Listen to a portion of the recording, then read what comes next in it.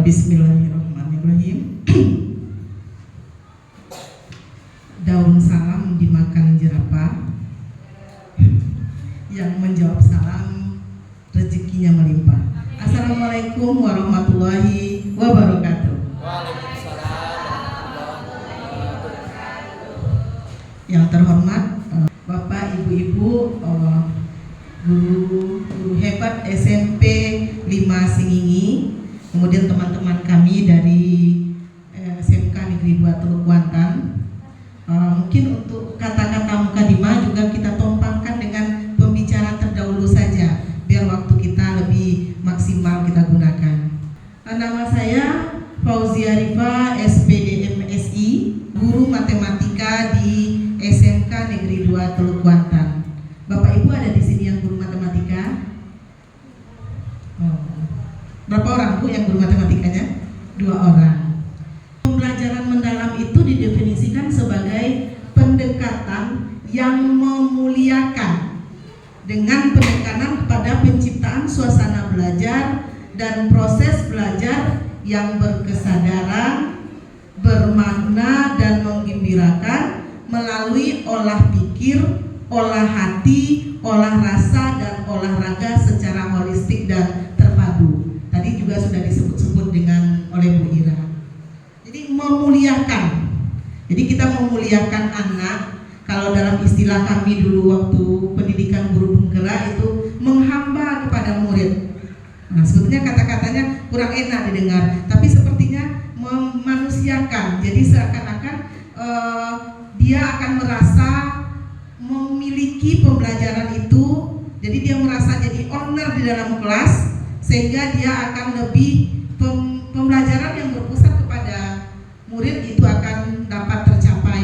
Yang disebut dengan ada olah pikir, olah hati, olah rasa dan olahraga. Olah pikir ini apa? Berfokus pada pengasahan akal budi dan kemampuan kognitif seperti kemampuan untuk memahami, menganalisa dan memecahkan masalah. Kemudian ada olah hati, proses pendidikan untuk mengasah kepekaan batin, membentuk budi pekerti serta menanamkan nilai-nilai moral dan spiritual atau pendidikan karakter yang lebih di sini. Kemudian olah rasa, bertujuan untuk mengembangkan kepekaan estetika empati dan kemampuan menghargai keindahan serta hubungan antar manusia.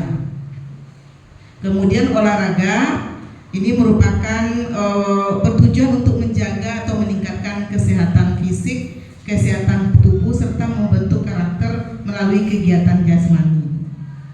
Ini tadi sudah disebut-sebut sama Bu Ira tadi. Kunci pada pembelajaran mendalam atau RPM itu adalah 8-3-3-4. 8 dimensi profil lulusan, 3 prinsip pembelajaran, 3 pengalaman belajar, dan yang keempat adalah kerangka pembelajaran. Nampaknya 8-3-3-4. Tapi dalam penulisan RPM itu sendiri nanti 4-nya dibawa ke depan. Jadi 8, 4 dulu, baru 3-3-nya. Oke, ini sudah jelas tadi. Kalau yang bilang 8 dimensi profil lulusan itu adalah keimanan dan ketakwaan kepada Tuhan Yang Maha Esa, kewargaan, penalaran kritis, kreativitas, kolaborasi, kemandirian, kesehatan dan komunikasi. Di dalam P5 dulu 1-6-nya sudah ada. Untuk deep learning ini itu ditambah dengan 2 lagi, yaitu kesehatan dan komunikasi. Karena tujuan dari awal pendidikan itu adalah kita harus mencapai dimensi profil lulusan ini. Kemudian ada tadi 3 prinsip pembelajaran. Itu disebut dengan BBM. Berkesadaran, bermakna, dan menggembirakan. Berkesadaran ini adalah pengalaman murid yang diperoleh ketika mereka memiliki kesadaran untuk menjadi pembelajar yang aktif dan mampu meregulasi dirinya. Kemudian bermakna, murid dapat menerapkan pengetahuan secara kontekstual, proses belajar pelajar murid tidak hanya sebatas memahami informasi atau penguasaan konten saja, namun berorientasi pada kemampuan mengaplikasi dan pengetahuan itu dalam kehidupan sehari-harinya. Kemudian menggembirakan. Menggembirakan di sini bukan berarti anak itu ketawa-ketawa, kita beri speaking dia gembira, bukan itu intinya. Yang disebut dengan menggembirakan di sini adalah dalam proses pembelajaran mencapai aha moment. Ibu-ibu pernah dengar aha moment?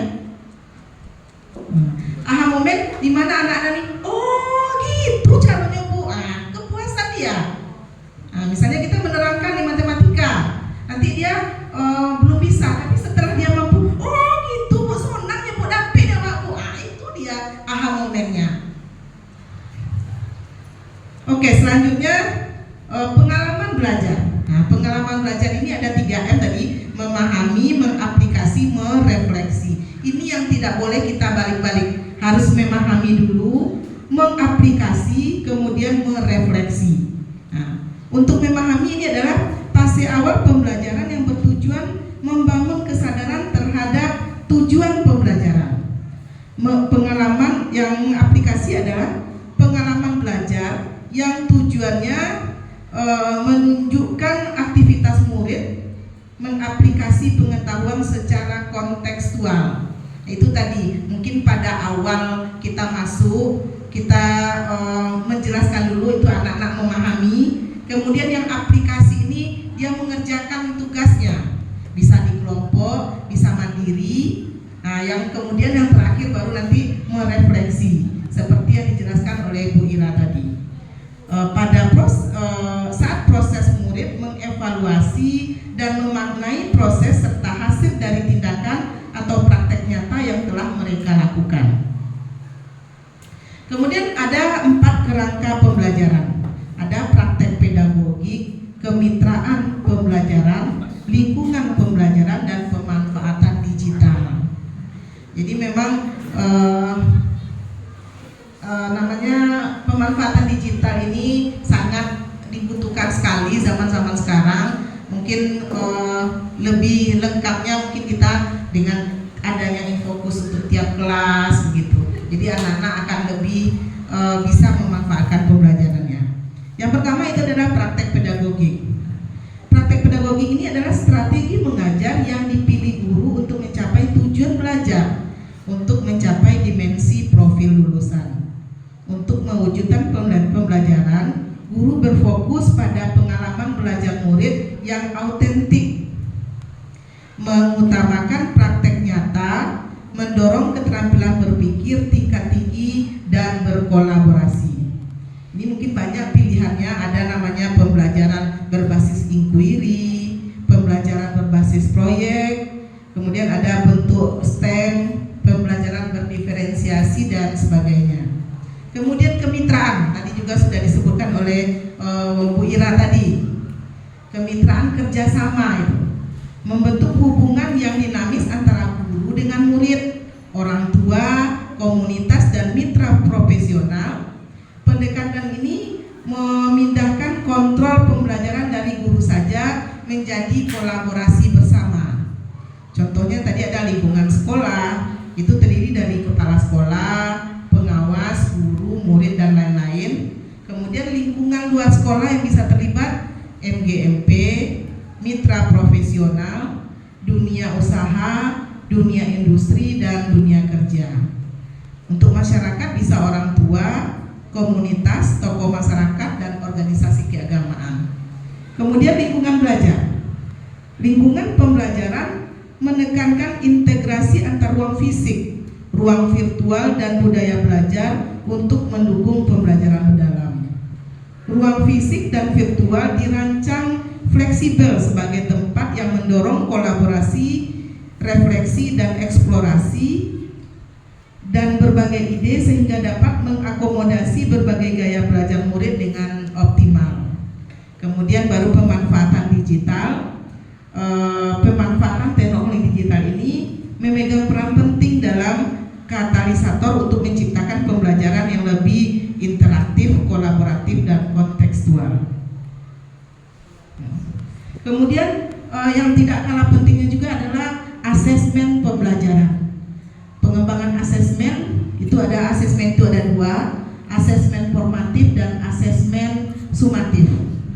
Pada RPM nanti di sini harus kita jelaskan untuk asesmen itu ada 3, asesmen as learning, asesmen for learning, dan asesmen of learning. Nah, untuk asesmen as learning di awal pembelajaran, kemudian for learning pada saat proses pembelajaran, itu bisa kita jadikan sebagai asesmen formatif untuk memperbaiki pembelajaran atau mengevaluasi materi yang sudah kita ajarkan. Sedangkan untuk asesmen of learning itu dijadikan untuk mengukur kemampuan anak, atau ini bisa kita ambil sebagai nilai untuk lapor anak. Nah, sekarang kita coba akan merancang dari RPM itu.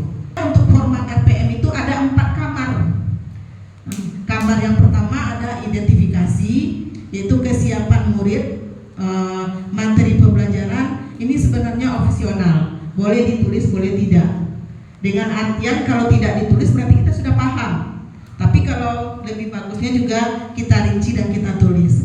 Yang kedua ada namanya desain pembelajaran. Desain pembelajaran di sini ada capaian pembelajaran, topik pembelajaran, kemudian tujuan pembelajaran, dan ada 4 kerangka pembelajaran tadi. Jadi 8. Yang pertama itu termasuk di sana dimensi lulusan yang 8. Kemudian yang 4-nya kerangka praktek pedagogi, lingkungan belajar, pemanfaatan digital, dan kemitraan pembelajaran. Yang ketiga baru pengalaman belajar. Di sini nanti kita akan merancang pembelajaran dengan prinsip kesadaran, bermakna, dan menggembirakan. Merancang tahapan pembelajaran dengan langkah-langkah kegiatan awal, inti, dan penutup. Kemudian mendistribusikan pengalaman belajar, memahami, mengaplikasi, dan merefleksi. Yang terakhir baru nanti asesmen pembelajaran, yaitu asesmen as learning, for learning, dan of learning. Mungkin Bira boleh dibagikan, Bira. Seperti kita mau menulis kisi-kisi soal, Bapak Ibu, kan kita tulis dulu kisi-kisinya baru ada soalnya. Kadang memang kita terbalik ya, karena ada perintah dari dinas harus ada kisi-kisi soalnya. Ada dari soal kita buat kisi-kisinya.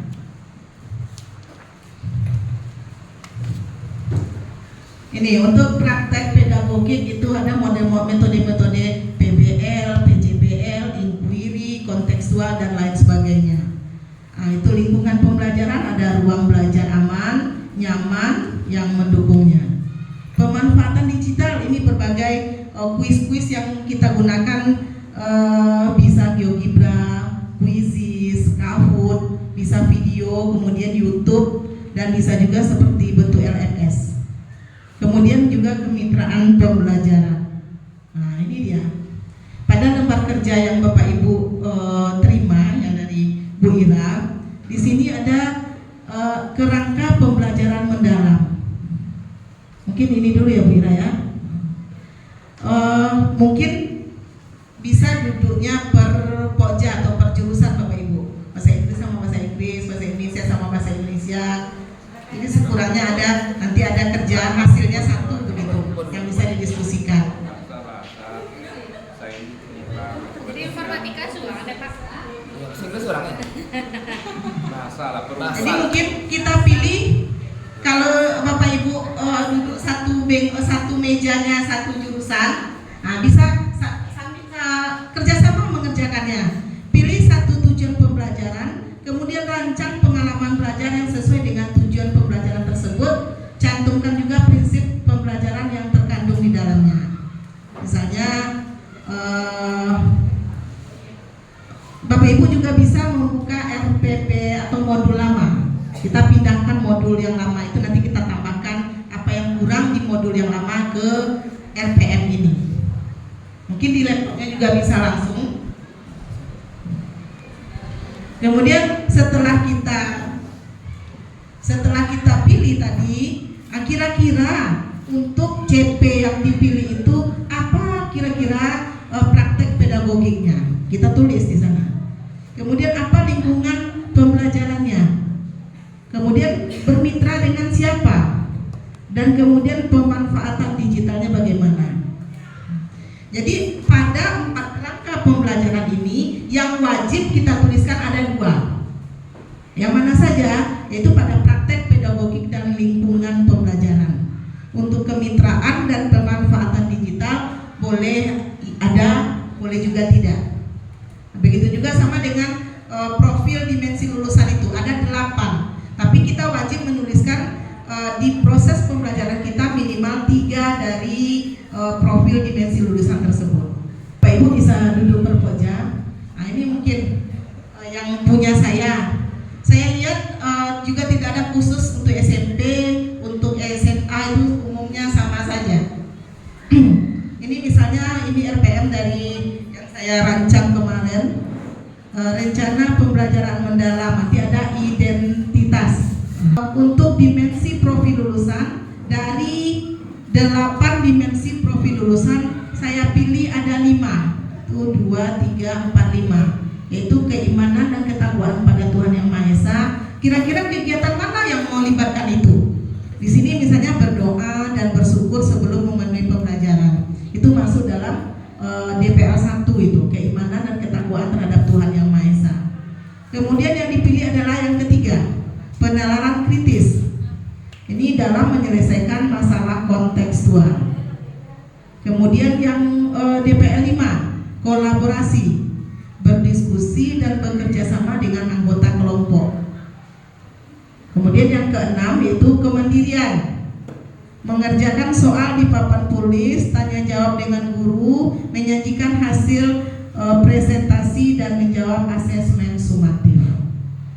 Nah, yang kedelapannya komunikasi, tanya jawab dengan guru, diskusi dengan teman kelompok dan menyajikan hasil diskusi. Ada yang mau ditanyakan Bapak Ibu? Boleh Pak? Terima kasih. Assalamualaikum warahmatullahi wabarakatuh. Waalaikumsalam warahmatullahi wabarakatuh. Terima kasih kepada Ibu Pemateri yang telah memberikan kesempatan kepada kami. Maaf suara agak hilang. Ya sama Pak. Karena kemarin kebetulan jadi komandan upacara Bu. Hilang suara Bu.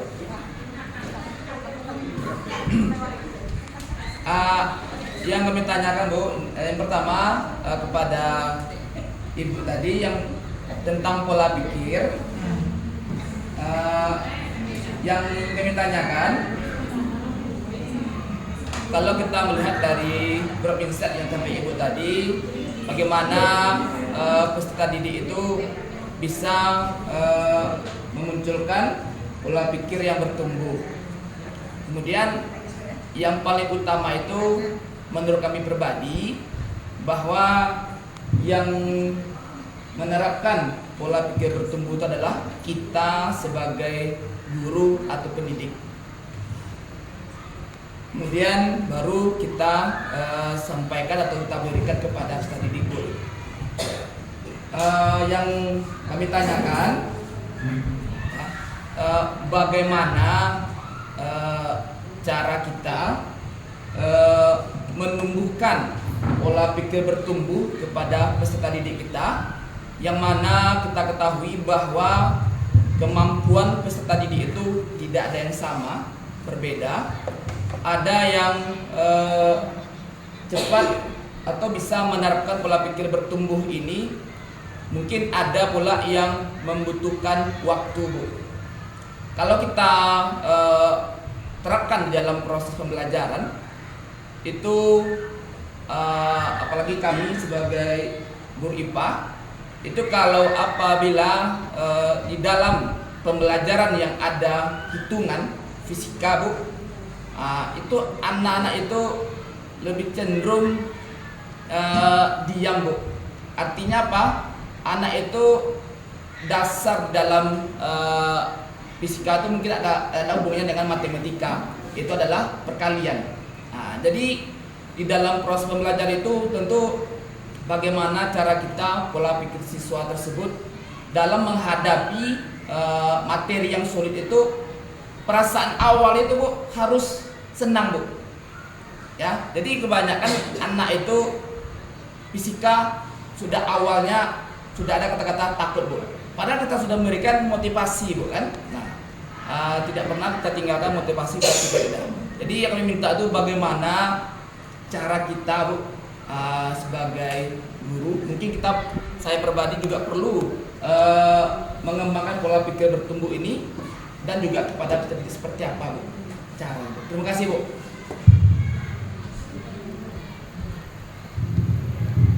Baik, saya akan coba jawab ya Pak Andrea. Terima kasih untuk pertanyaannya. Baik Bapak dan Ibu, pembelajaran mendalam ini salah satunya hadir adalah memang untuk bagaimana peserta didik kita yang daya inteknya berbeda ini mau gitu ya. Jelas mau dulu ya Pak ya, mau untuk belajar.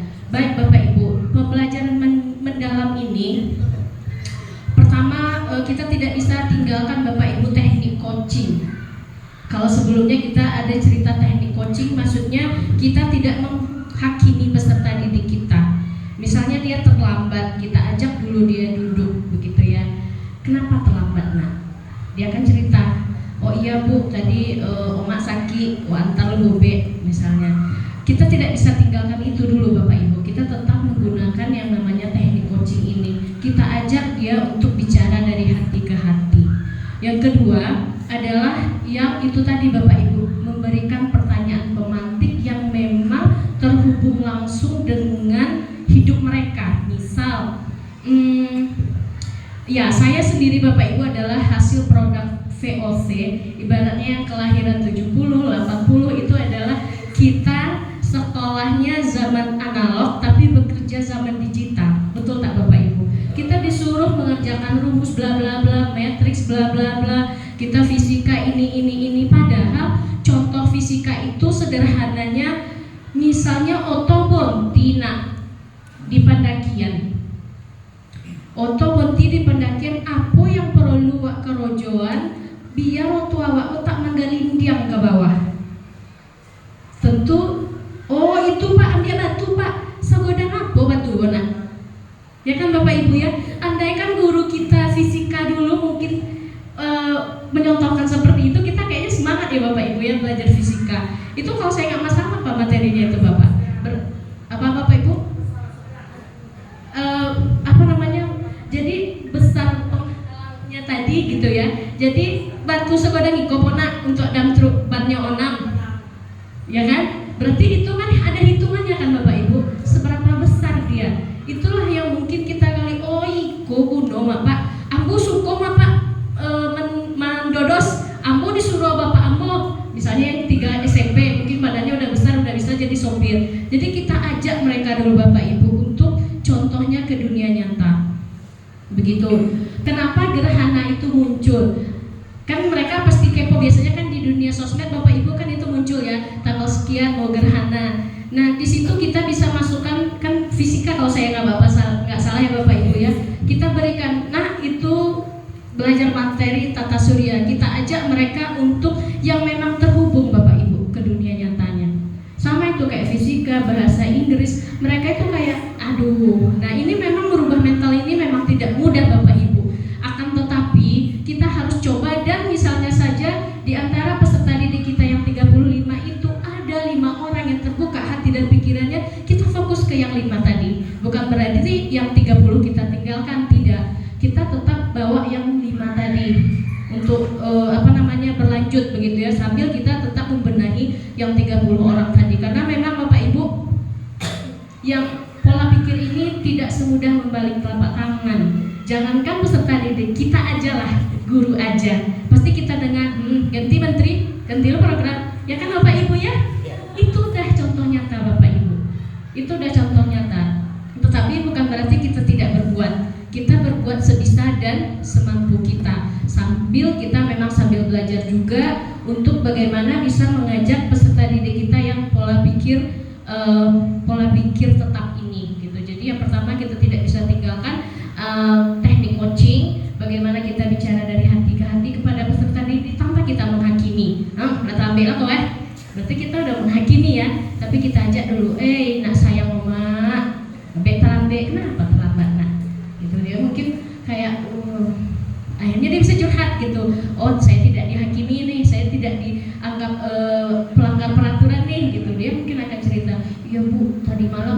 ibu kan hari Minggu bu, ini bu kelamaan main ML, Mobile Legend. Nah gimana solusinya nak? Nampak awak coba tidur lemem. Itu berarti kan dia menggali potensinya sendiri, bagaimana dia berubah ke depannya. Yang kedua tadi adalah bagaimana kita memberi pertanyaan pemantik dan refleksi Bapak Ibu. Kita pancing mereka berpikir kognitif. Jadi apa yang mereka pelajari di ruangan ini sebenarnya terhubung ke dunia mereka sehari-hari gitu. Jadi mobil yang bonti di tengah jalan tadi pas pendakian tadi harus dikasih pengganjal. Nah pengganjalnya ini ukurannya berapa kan itu ada hitungannya kalau kita bawa ke mata pelajaran ya Bapak Ibu ya. Apakah mau sebesar ini atau sebesar proyektor itu misalnya dengan beban dia adalah 6 ban dengan mobil dengan isi tronton tadi penuh misalnya. Jadi kita bawa contohnya Bapak Ibu. Ibaratnya sebelum kita ke kelas itu kita sendiri memang yang harus grow mindset. Kita cari dulu hubungan antara materi kita dengan dunia nyata tadi yang ada di luaran ini, yang ada di kehidupan mereka sehari-hari ataupun yang akan datang.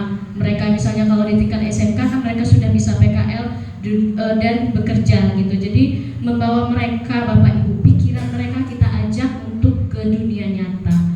Mungkin itu Bapak. Ya, sama. Mungkin sedikit saya tambahkan Bapak. Pada pembelajaran mendalam ini bukan kita lebih melihat proses pembelajaran. Jadi kalau dengan proses berarti kan kalau zaman dahulu saya masih ingat saya guru matematika, saya gimana agar nilai anak tinggi matematika itu yang kita pikirkan.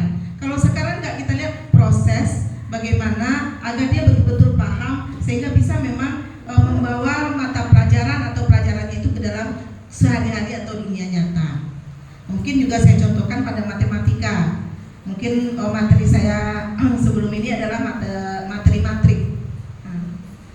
Sebelum kita masuk kita tanya dulu anak, ada nggak di sini bapaknya atau mamanya yang jualan di rumah? Ada bu. Bisa nggak kalian kira-kira bantu membuat merinci atau menghitung hasil dari jualan sehari-hari itu dengan cepat dan mudah? Gimana caranya bu? Pakai kalkulator bu katanya kan? Enggak, tidak tanpa kalkulator tapi kita bisa langsung mendata berapa hasil jualan hari ini. Enggak bu katanya. Nah disinilah kita nanti akan belajar matrik, akan kita kelompokkan secara baris dan kolomnya nanti. Nah nanti kalian akan gampang membantu orang tua di rumah. Nah, di akhir pembelajaran nanti di refleksinya dia akan berpikir, oh iya nak bu itu gunanya nak bu, kok bisa pak bu membuat rincian seperti ini bu. Nah gitu. Mungkin masih ada Bapak Ibu yang mau ditanyakan. Mungkin perlu juga saya ingatkan dengan banyaknya sekarang ini di dunia maya itu berseliweran. Saya juga itu di Facebook, di Instagram menawarkan RPM. Ada nggak Bapak Ibu itu? Ini tinggal ganti nama. Nanti ditawarkan. Karena saya sudah pengalaman ini, saya juga pernah dengan teman-teman waktu dulu di SMK, kami cobalah. Memang nggak mahal, 50.000 atau berapa. Ternyata setelah dikirim sama orang tuh entah apa isinya. Jadi mungkin jangan cepat terpancing dengan tawaran-tawaran yang katanya nanti kita tinggal ganti nama untuk RPM ini. Banyak teknologi yang bisa kita manfaatkan. Pak Nov itu pasti tahu AI yang kita gunakan. Sebetulnya nggak masalah, tapi nanti setelah kita cari atau kita buat dalam satu RPM itu Bapak Ibu bukan satu kali pertemuan ya. Jadi ada kalanya satu RPM itu bisa sampai 5 atau lebih pertemuan. Jadi mungkin pada pertemuan awal kita baru hanya masuk memahami aja. Belum bisa kita masuk anak tuh aplikasi atau merefleksi. Biar aja dulu sampai memahami aja. Tetapi pada memahami ini nanti mungkin kita udah bisa di sana anak itu berkesadaran. Kemudian anak itu sudah bermakna. Mungkin belum bisa di sana menggembirakan karena dia belum ketemu dengan aha momennya. Pertemuan kedua kita masuk. Kalau masih bisa masuk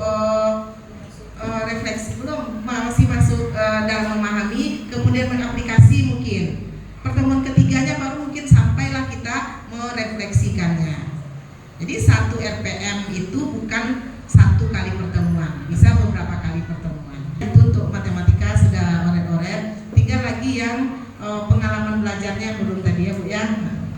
Modul ajar itu adalah kita yang membuat, Ya. kemudian disesuaikan dengan kondisi siswa kita di Ya. kelas seperti itu Bu, kan?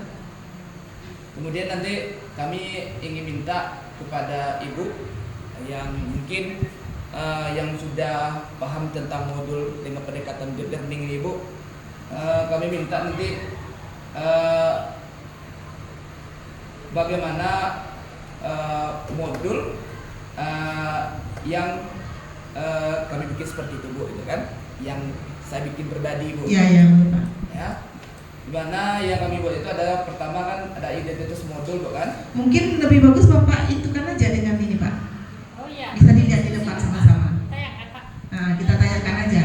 Jadi nampak langsung ya Bapak Ibu ya. Mungkin pada Bapak Ibu materi yang di depan yang sudah tahu tentang belajar, kami minta yang punya kami bikin Bu biar tidak ngambang gitu kan, biar modul kami ini pas Bu, seperti itu kan. Kami mohon nanti masukan dari Ibu. Ada yang kurang, apakah ada yang dibuang atau yang ditambahkan, kami mohon masukannya Bu. Mungkin untuk yang pertama Pak yang kayaknya Bapak Menteri kita anti dengan kata-kata modul Pak. Ya, dia nggak mau dengan kata-kata modul lagi. Ya. Jadi namanya rencana pembelajaran mendalam. Atau rencana RPM boleh ya? Iya. Terima kasih Bu. Kalau kami tampilkan nanti nggak tahu kami kesana. Iya, yang itu Pak. Lanjut Pak. Oke, lanjut. Bu, kita lihat dulu. Modul ajar identitas sudah lengkap. Berarti ini untuk satu kali pertemuan ya Pak ya? Kami buat beberapa pertemuan ini Bu, satu bab itu. Oh. Satu bab itu. Materinya itu pertemuan perkembangan Bu. Ya. Di Indonesia seperti ini Bu, yang kami lihat ada yang menggunakan ini, ada yang tidak. Ya, itu Pak. Seperti itu kan. Jadi kami coba membuat lagi gitu kan. Seperti ini Bu. Kita tahun awal terdidik, kemudian belajarnya dan kemudian belajarnya Bu. Seperti itu. Dia boleh ditulis, boleh tidak identifikasi peserta didik ini. Karena dianggap kita sudah tahu gitu. Jadi nggak ditulis nggak apa-apa. Cuma mungkin lebih lengkapnya dituliskan begitu kan. Oke. Ini Bu, Iya. kita sampaikan tadi kan. Ya. Ada yang tulis juga Bu, ada yang cukup text saja seperti itu Bu. Ya, keimanan ya, berarti ini yang diambil ada 5 ya DPL-nya. Iya. Itu keimanan dan tahu kepada Tuhan Yang Maha Esa, penalaran kritis, kolaborasi, kemandirian dan komunikasi. Lanjut Pak. Ya.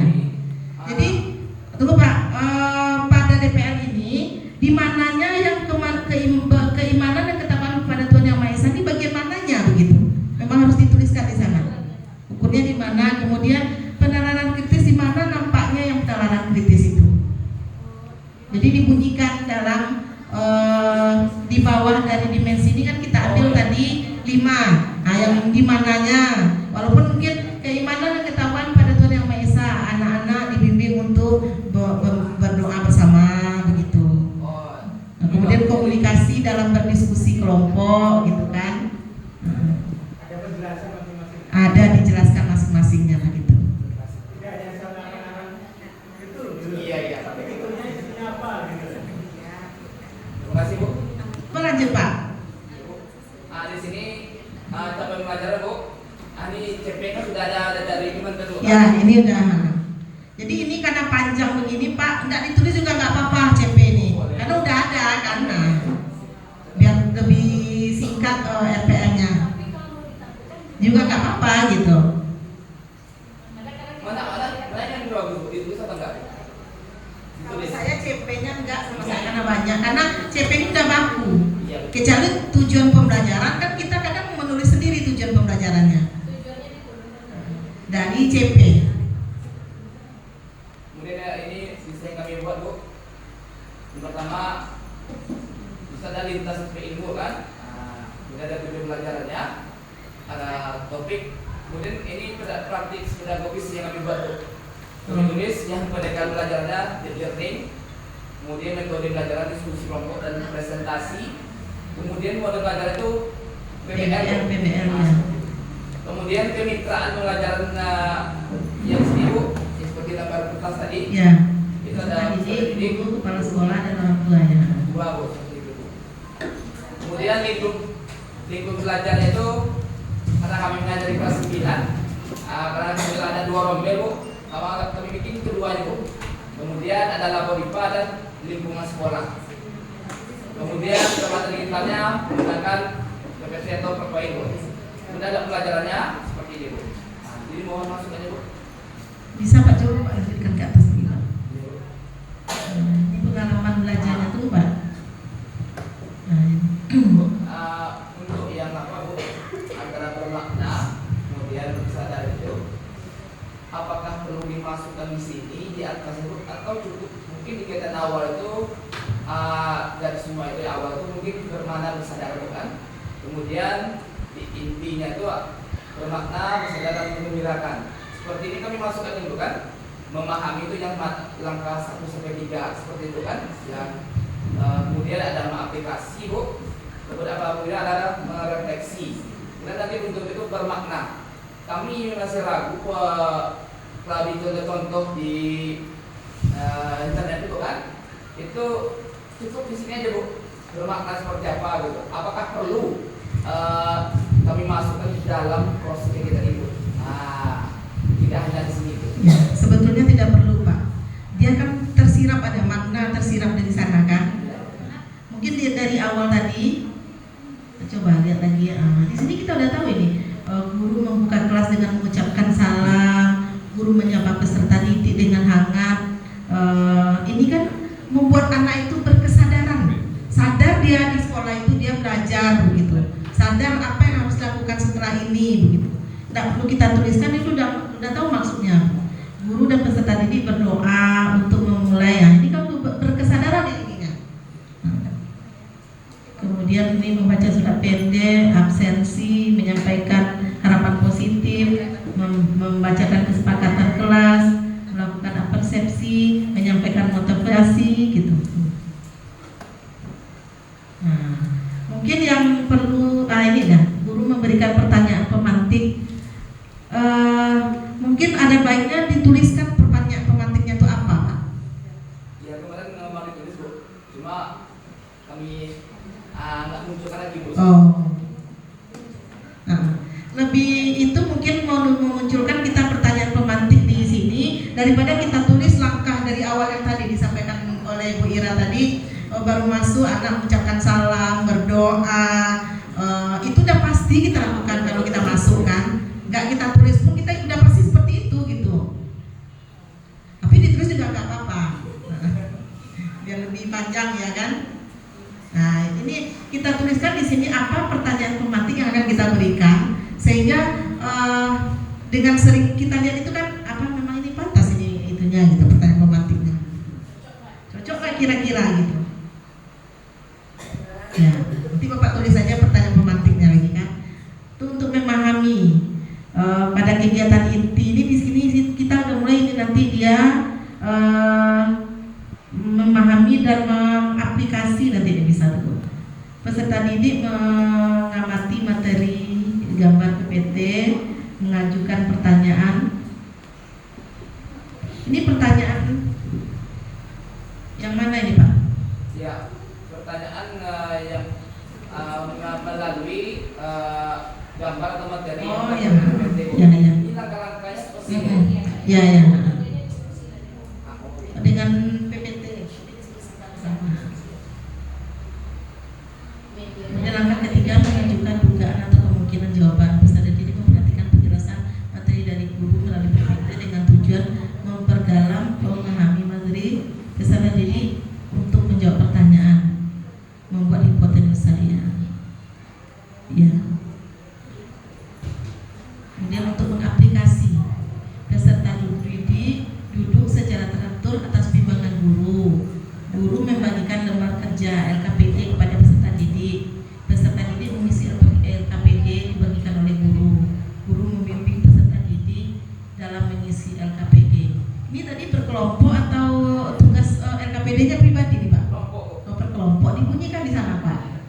biar jelas kan. Iya, iya. Diskusi kelompok begitu.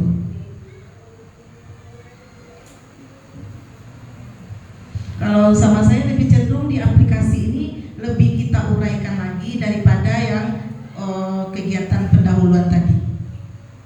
Ya kan?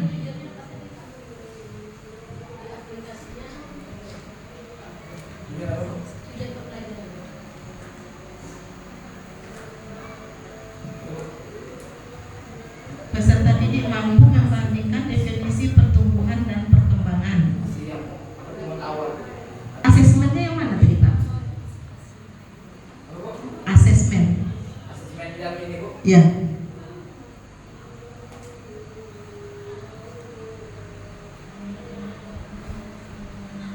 Cuma yang rubriknya yang belum dibuat. Nah, kalau asesmen strategi, Bu. Oh iya. Nah,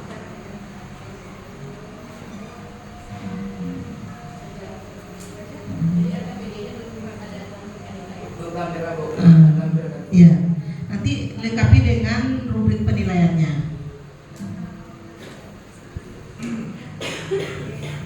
Rubrik ini termasuk, sebelum kita tutup Bapak Ibu, rubrik ini termasuk hal yang penting karena pengalaman kita yang sudah Bapak Ibu ketika kita mengisi nilai rapor, kita akan lihat aksen. Aksennya adalah cetak. Terus kita lupa, ini cetaknya untuk apa ini? Gitu kan? Atau mungkin tanda plus. Ini maksud tanda plus apa gitu kan? Jadi untuk mencegah akhirnya feeling lah ya kan. Nah ini Bapak Ibu untuk mencegah hal seperti ini, makanya kita perlu membuat rubrik. Jadi rubrik ini misalnya untuk bahasa Inggris speakingnya tuh bagusnya ini maksudnya apa? Begitu. Very goodnya seperti apa, goodnya seperti apa, badnya seperti apa. Jadi itu memang ada poinnya yang nanti kita konversikan ke hitungan angka 100. Ya mungkin 1, 2, 3, 4 kemudian dikonversi ke angka 100. Karena rubrik ini memegang penting untuk penilaian yang akurat begitu ya Bapak Ibu ya, untuk mencegah kita di akhir semester kita hanya melihat checklist gitu, terutama nanti saya sendiri begitu. Karena biasanya kan kita di buku absen itu kayak udah macam-macam catatannya ya Bapak Ibu ya, terus kita lupa ini centangnya materi apa ya kemarin ya, tentang apa ya gitu ya. Jadi makanya perlu kita munculkan rubrik tadi untuk melihat sejauh mana keakurat data ketika kita melakukan asesmen di kelas gitu Bapak dan Ibu. Masih, Bu. Untuk menunjang itu, kalau kami pribadi mungkin yang juga kemana juga, itu kami juga membuat jurnal kita didik, Bu. Iya. Nah, ya kan, dimana nanti kita tulis ya siswa yang aktif, Iya. menonjol, kemudian yang tanpa pelajarannya bagus itu kita catat tuh kan.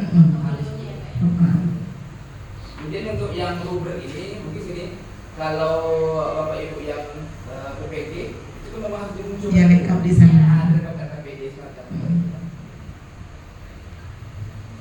Ya ini udah bagus ini Pak. Tinggal di poles-poles sedikit aja. Terima kasih banyak. Iya, sama-sama. Mungkin udah nggak ada lagi Bapak Ibu ya. Bisa kita tutup saja. Sudah lebih 3 jam kebersamaan kita mulai dari awal tadi. Terima kasih banyak atas autensi Bapak Ibu semuanya, terutama untuk kepada Bapak Kepala Sekolah yang sudah mau menerima kami untuk datang dan berbagi ke sini. Tentu banyak dari awal tadi yang tidak pantas atau mungkin kesalahan-kesalahan yang sengaja maupun yang tidak sengaja yang kami lakukan. Saya mewakili